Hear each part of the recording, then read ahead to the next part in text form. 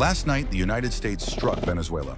Explosions shook Caracas, and reports say both President Nicolas Maduro and his wife were taken. Their whereabouts remain unknown.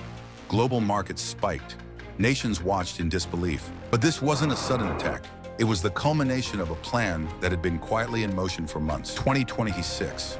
The world was distracted by the frozen trenches of Ukraine and the rising tides of the Pacific. But the real fuse for World War III was secretly being lit in the Caribbean. Venezuela, a nation sitting on the planet's largest oil reserves, was about to become the epicenter of a global firestorm. Under the cover of a massive anti-narcotics operation, the U.S. Navy moved the Gerald R. Ford Carrier Strike Group within striking distance of Caracas. This wasn't a routine patrol. It was a decapitation strike designed to remove the Maduro regime before Russia or China could move a single pawn on the global chessboard. The trigger was pulled when Maduro played his final, desperate card. He moved troops toward the Essequibo, an oil-rich territory belonging to Guyana.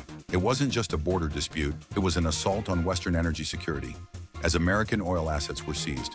The Pentagon activated Operation Shadow Eagle. The strategy was surgical. First, a total blackout caused by a sophisticated cyber weapon darkened every street in Caracas in seconds. Then, stealth F-35s, invisible to the aging Russian-made S-300 radars, screamed over the presidential palace. While the world looked east, the U.S. was rewriting the map of the West. But the invasion wasn't just about oil. It was a direct challenge to Moscow's presence in the Americas. As elite SEAL teams breached the palace walls, Russian military advisors were caught in the crossfire.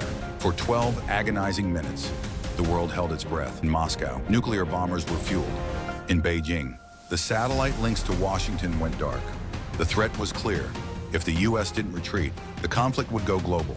The Gulf states, Saudi Arabia, and the UAE immediately scrambled to stabilize the oil markets as prices spiked to $300 a barrel.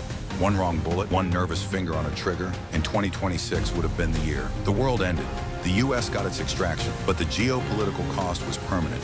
The invasion didn't just change a regime, it proved that in the New World Order, no border is sacred, no leader is out of reach. The secret strategy behind the Venezuela invasion